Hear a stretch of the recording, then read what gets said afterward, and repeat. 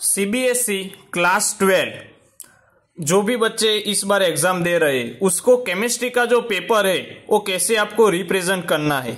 आपको सबसे पहले मान लो कि सेक्शन ए इसमें दिया हुआ है तो सेक्शन ए से लिखना है और पेंसिल से ऐसे बॉक्स बनाना है ताकि एग्जामिनर अच्छे से देख पाए कि इधर से सेक्शन ए स्टार्ट हो रहा है और फिर ऐसे एमसीक्यू के जो आंसर है वो लिखने हैं। कई बच्चे क्या करते हैं, इसका आंसर मान लो कि बी है तो ऐसे लिखते हैं ऑप्शन बी, ऐसे नहीं लिखना है। अगर एग्जामिनर को पता नहीं चलेगा देन वो गलत आपको दे देगा, आपका गलत हो सकता है। ऐसे आंसर लिखना है तो आंसर लिखने से वो देखेगा कि चलो आंसर सही है, देने वो मार्क्स देके आगे निकल जाएगा। ठीक है, उसको आंसर पता होते हैं एग्जामिनर को।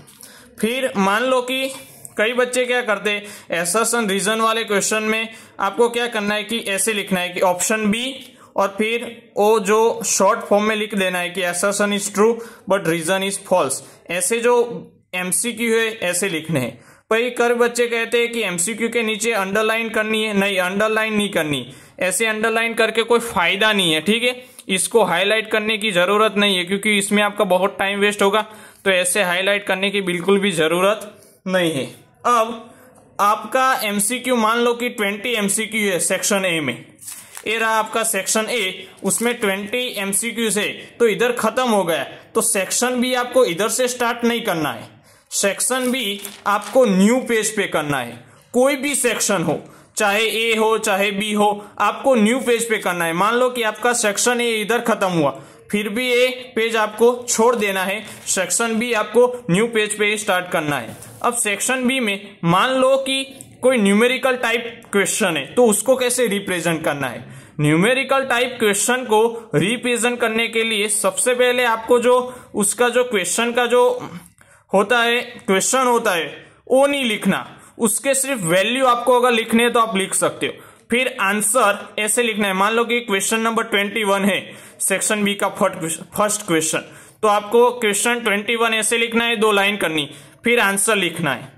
आंसर ऐसे लिखने के बाद आपको इक्वेशन लिखना है, फिर उसका डेरिवेशन, और उसके बाद जो आंसर आता है ये वाला आप देख सकते हो आंसर, तो उसको क्या करना है, आपको बॉक्स बनाना है। आंसर को बॉक्स बनाए और यूनिट लिखना नहीं भूलना है। ये वाला आप यूनिट देख सकते हो वो नहीं भूलना है, वरना आपका आधा मार्क्स कट हो जाएगा। अब जो आंसर लिखते हो उसको बॉक्स क्यों बनाना है, एग्जामिनर देखेगा कि आपका आंसर सही है क्योंकि उसकी नजर इस पे जाएगी क्योंकि आपने बॉक्स बनाया, और देखेगा कि आपका आंसर सही है, देन वो 2 मार्क्स देके चला जाएगा। इधर वो कुछ भी नहीं देखेगा कि आपने इधर क्या किया है। अगर आपने इधर कुछ एक स्टेप गलत किया फिर भी वो मार्क्स नहीं काटेगा। अगर आपका आंसर गलत है पर आपका ये जो फॉर्मूला है वो सही है, फिर भी आपको 1 या 1.5 मार्क्स मिलेंगे। मान लो कि कोई ऐसा क्वेश्चन आता है जिसमें इक्वेशन है, तो इक्वेशन के नीचे जो प्रोडक्ट का नेम है वो हमें लिखना है या फिर रिएजेंट है वो लिखना है।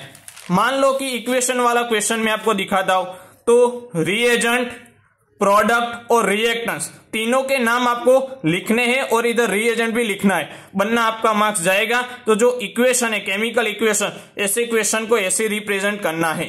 अब मान लो कि कोई सेक्शन सी स्टार्ट हुआ, उसमें मान लो 24 या कोई भी नंबर का क्वेश्चन है, ऐसा पूछा है कि 0 ऑर्डर रिएक्शन का जो फॉर्मूला है वो डिराइव कीजिए और ग्राफ बनाइए। तो ग्राफ है, देखो ग्राफ मैंने बनाया, तो ग्राफ आपको पेंसिल से बनाना है, पेन का इस्तेमाल नहीं करना है।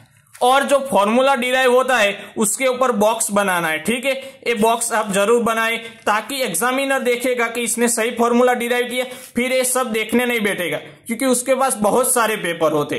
और फिर जो आपने ये लिखा है सब पूरा, उसमें अगर कोई गलती होती है तो कई बच्चे क्या करते हैं, ऐसे ऐसे ऐसे करते हैं, और जो अपनी वो गलती होती है वो ऐसे करते हैं। पर आपको एक ही ऐसे काटना है ताकि पूरा पेपर खराब ना हो। और जो इंपॉर्टेंट लाइन है उसके नीचे आप ऐसे पेंसिल से अंडरलाइन कर सकते हो ताकि एग्जामिनर की नजर इस पे ही पड़े और आपको तुरंत मार्क्स देके आगे निकल जाए, वो कुछ देखने ही नहीं रहेगा। ठीक है, ताकि आपकी इंप्रेशन बहुत अच्छी पड़ सकती है ऐसे करने से। पर आपके पास अगर टाइम है देन ऐसे आप अंडरलाइन पेंसिल से कर सकते हो इंपॉर्टेंट पॉइंट पे। जैसे कि सेक्शन डी में एक क्वेश्चन है, मान लो कि एलिवेशन ऑफ बॉइलिंग पॉइंट, तो पूरा मैंने इसमें लिखा पूरा पैराग्राफ उसके ऊपर, पर इसमें जो इंपॉर्टेंट है वो क्या है, delta TB is equal to TB minus TB naught, वो फॉर्मूला है, तो उसके नीचे मैंने पेंसिल से देखो अंडरलाइन की। तो ऐसे आप अंडरलाइन कर सकते हो।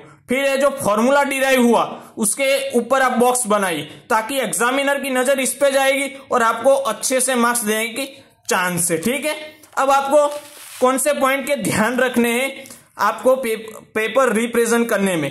तो write the question according their section wise, यानी कि कोई सेक्शन ए का क्वेश्चन आपने एक सेक्शन ए लिखा, फिर उसमें आपने 10 एमसीक्यू लिखे, फिर आपको लगा कि मेरे को सेक्शन सी का एक क्वेश्चन याद आ रहा है और आपने वो क्वेश्चन को सेक्शन सी का क्वेश्चन सेक्शन ए में डाल दिए। ऐसे नहीं करना है। जो भी सेक्शन आप उठा रहे हो उसको पूरा खत्म कीजिए, उसके बाद आप नया सेक्शन स्टार्ट कर सकते हो। न्यू सेक्शन और न्यू पेज, यानी कि हर जो सेक्शन है section A B C D वो न्यू पेज पे होना चाहिए। न्यूमेरिकल वाले क्वेश्चन में आंसर के ऊपर बॉक्स बनाए और यूनिट कंपलसरी लिखे, वरना आपके मार्क्स कट हो सकते हैं। इक्वेशन वाले क्वेश्चन में प्रोडक्ट, रिएक्टेंस, रिएजेंट के नेम लिखना है, केमिकल नेम नीचे लिखना है। ठीक है, ग्राफ वाले क्वेश्चन को पेंसिल से आप ग्राफ बना सकते हो।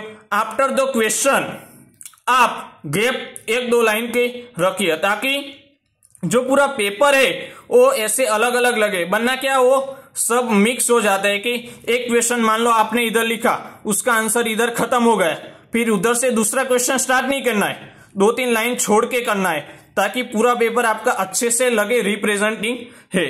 उसके बाद राइटिंग, तो कई बच्चे को लगता है कि बोर्ड में अच्छी राइटिंग हो तो अच्छे नंबर आएंगे, वो थोड़ा बहुत सही है, बट इतनी भी राइटिंग आपको अच्छी नहीं करनी है कि उसके पीछे ही आप पड़ जाओ और पूरा टाइम उस पर वेस्ट करो।